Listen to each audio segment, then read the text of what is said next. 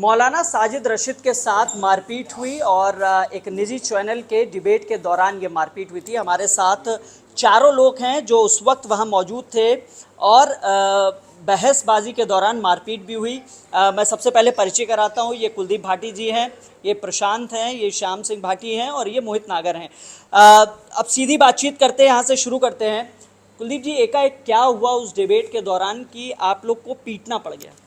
मौलाना जी की पहले तो उन्होंने अभद्र टिप्पणी माननीय सांसद जी पर की थी एक भारत की महिला पे। वहाँ डिबेट में भी उन्होंने जो बाकी जो महिलाएं बैठी उन पे भी वो अभद्र टिप्पणी कर रहे थे। एक जो यंग जो बहन जी वहाँ बैठी थी उनको कह रहे अरे अम्मा जी, और जो यंग बच्चे हैं उनको कह रहे अरे ताऊ जी, अरे चाचा जी। और हमने कहा कि आप राशिद जी माफ़ी मांग लीजिए, ठीक है आपने गलती कर दी, आप माफ़ी मांग लीजिए। वो कहने लगे कि मैं माफ़ी नहीं मांगूंगा। तो इन्हीं कारणों से हमको इतना मतलब अंदर से इतना ठेस पहुंची कि वो माफ़ी ना मांगने के चक्कर में फिर हमने खड़ा होकर उनसे पूछा। बीच में उन्होंने बोला कि मैं गुज्जर हूँ, तो गुज्जर शब्द बोला जैसे उन्होंने, कि हमने जाके पूछा मौलाना जी आप गुज्जर हो? गुज्जर ऐसे नहीं होते। जी कैसे होते हैं? फिर हमने उन्हें एक चार्टा रसीद कर दिया कि गुज्जर ऐसे होते हैं जो महिलाओं का मान सम्मान नहीं करते, वो गुज्जर नहीं होते। तो क्या सबसे पहले थप्पड़ आप ही ने मारा था? हाँ, सबसे पहले थप्पड़ मैंने ही मारा था उनको।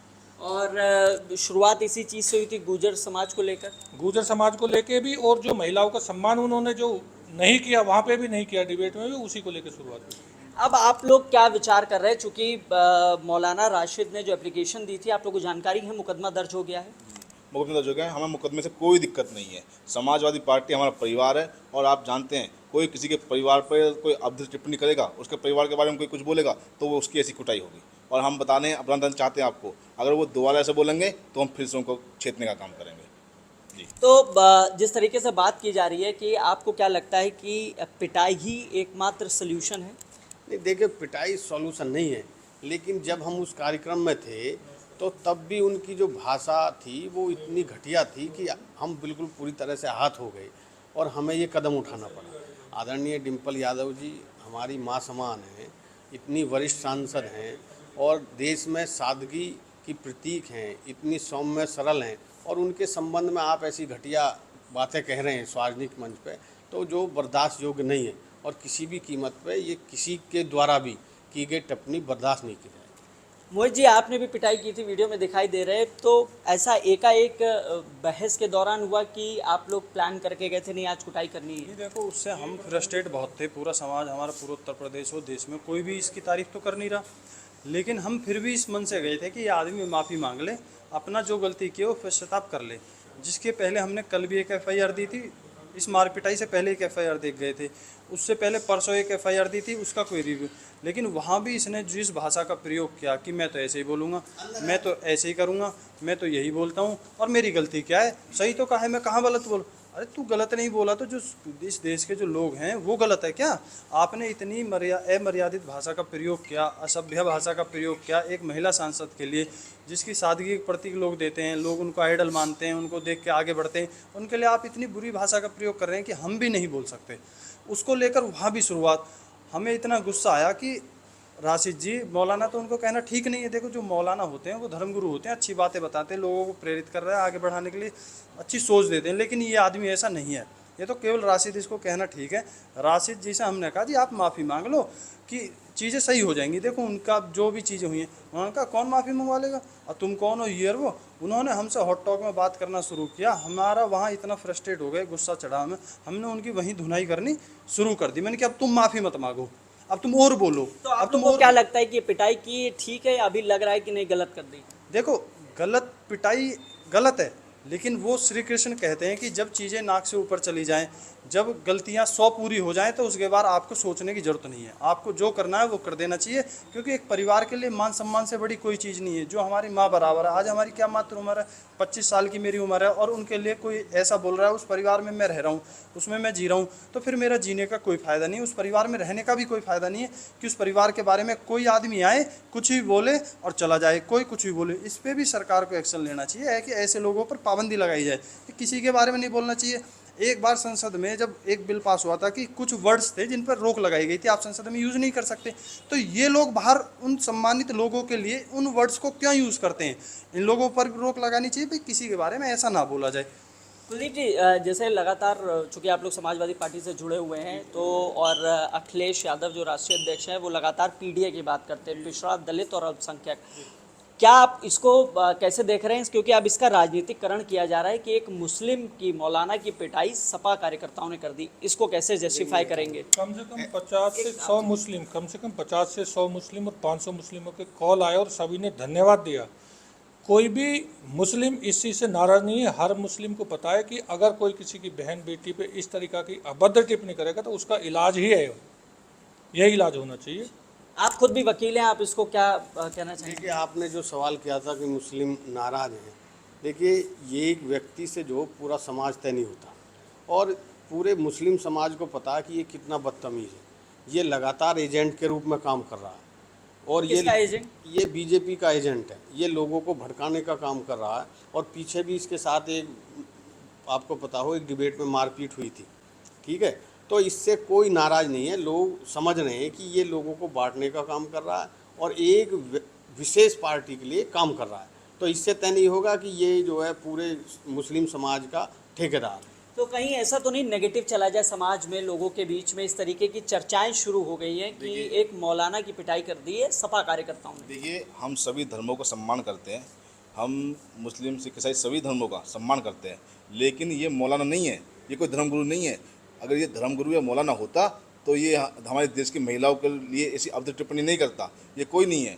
इसको तो जो मुस्लिम, जैसे कुलदीप भाई ने बताया कि कम से कम हज़ारों फ़ोन मेरे पास मुस्लिम समाज से आए हैं कि बिल्कुल ठीक किया, ये बहन बेटियों के लिए गलत बोलता है, क्योंकि उसमें समाज में कोई गलत आदमी नहीं है। कुछ लोग ऐसे गलत होते हैं जो ऐसे पूरे समाज को गंदा करते हैं। कुछ दिन पूर्व एक बयान और आया था इकरा हसन जो सांसद है उनको लेकर, उसके लिए आप लोगों ने कुछ किया नहीं किया? देखो, वो आदमी तो ऐसे गायब हुआ जैसे इस दुनिया में ही नहीं है। हमने कई बार कोशिश नहीं, भी, दोबारा बयान दिया अभी उन्होंने। नहीं, वो अंडरग्राउंड है, यही नहीं पता कहाँ से निकल रहा है, कहाँ बढ़ रहा है। वो चूहे वाला हाल है ना, इधर से बढ़ा तो उधर निकला, पता ही नहीं चलेगा। वो उसके लिए भी हमारा रोष ऐसा ही व्यक्त है, उसी के लिए हम उसका भी, हमारे जो लोग हैं वो उसके सर्चिंग में हैं। इन लोगों का इलाज ऐसे ही होना चाहिए, या तो शासन प्रशासन भी सख्ती से निपटे, और दूसरी बात जो धर्मों की आती है कि आपसे धर्म ये सब। देखो, अगर कोई इंसान किसी धर्म में गलत है तो मैं ये जानता हूँ कि उस धर्म का कोई भी व्यक्ति उसका साथ 1% भी नहीं देगा। भाई, गलत का साथ क्यों दे? आप क्या किसी माँ बहन को अपमानित करोगे? किसी महिलाओं के लिए अपशब्द बोलोगे? बिल्कुल भी नहीं। अगर समाज को आप अच्छे से देखते हैं, अच्छे से पढ़ते हैं, गांव देहात में जाते हैं, बड़े हैं तो ताई जी हैं, बड़ी बहन है तो बहन है, छोटी बहन है, पैर पूछते हैं, कन्याओं को जिमाते हैं, सब चीज़ें करते हैं। लेकिन इस आदमी का मेंटली वो जो सिस्टम है ना, वो हिला पड़ा है। इसे बस बयान देना, उल्टा सीधा बोलना और हाईलाइट होना है। हाँ, आप कुछ कह रहे थे? जो आपने बताया बहन इकरा हसन के लिए जो अभद्र टिप्पणी की है, उसके लिए बहुत बड़ी हॉस्पिटल तो हमने ढूंढ रखी है, बस उनका इलाज कराना बाकी है, और बहुत जल्दी उनका भी इलाज करा जाएगा। शासन प्रशासन इलाज नहीं करेगा, उसका इलाज हम बहुत जल्दी से। आप कह रहे हैं सर्चिंग कर रहे थे, क्या इनकी भी सर्चिंग चल रही थी क्या? इसका समर्थन हम नहीं करते कि वो शासन ने गलत किया है, उसको गलती है उसने गलत किया है, और गलत के लिए हम हमेशा साथ नहीं है। उसका जिस दिन वो होगा तो उसे भी कोई ना कोई सड़क पे ऐसे पीटेगा। मतलब पीटना क्या सोल्यूशन है? मैं फिर उसी सवाल पे आ गया। जब शासन प्रशासन मुकदमा नहीं कर रहा, हम आज से 3 दिन पहले तहरीर दे चुके हैं, हमने कल भी तहरीर दी है, और कल भी फिर वो उसके बिल्कुल वो घमंड है उसमें इतना, वो कल भी आदरणीय राष्ट्राध्यक्ष जी के लिए और भाभी जी डिम्पल यादव के लिए अब शब्द बोल रहा है, तो आप पता क्या करें। हमारा कानूनी प्रक्रिया, चूंकि आप वकील हैं, आप इसको कैसे देख रहे हैं? कानूनी प्रक्रिया, मुकदमा लिख गया है, आप लोग चारों भी यहीं पे हैं मौजूद और बयान भी दे रहे हैं, लगातार मीडिया से भी संपर्क में है, तो अभी क्या कानूनी प्रक्रिया, क्या जमानत ले ली है, लेंगे, क्या प्रक्रिया? जो भी मुकदमा लिखा है गया उसमें जमानत लेंगे, उसमें क्या है भाई, कानून तो सबके लिए बराबर है। और ये जो इसने हरकत के लिए जो इसने अभद्र भाषा का प्रयोग किया है, उसके लिए भी हम मुकदमा दर्ज कराएंगे। 1-2 जगह मुकदमा हो गया, यहाँ भी दर्ज कराएंगे। उसके लिए पूरी टीम तैयार है वकीलों की। कुछ कह रहे हैं कि आप लोग चूंकि जब से ये कल घटना हुई तो आप लोग भाग रहे थे पुलिस से, ऐसा कुछ था? नहीं, हम तो कहीं पुलिस से नहीं भाग रहे हैं। हम तो अपने घर सोए मजे से, कोई दिक्कत नहीं। कौन कह रहा है भाग रहे हैं? सबका फ़ोन उठा रहे हैं, सबसे बात कर रहे हैं अपने आराम से, जो हमारा डेली रूटीन है वही है। तो यानी अब आप लोग जमानत लेंगे, और उसके बाद जो है अगर दोबारा इस तरीके की बयानबाजी होती फिर क्या आप लोग का एक्शन रहेगा? वो तय करेंगे क्या करना है। और जमानत तो लेनी पड़ेगी, यदि मुकदमा हो तो एक प्रक्रिया कानून वो तो सबको अपनानी पड़ेगी, चाहे कोई भी हो, मैं हूँ, आप हो, कोई भी हो। तो उससे हम कहीं दूर नहीं हैं।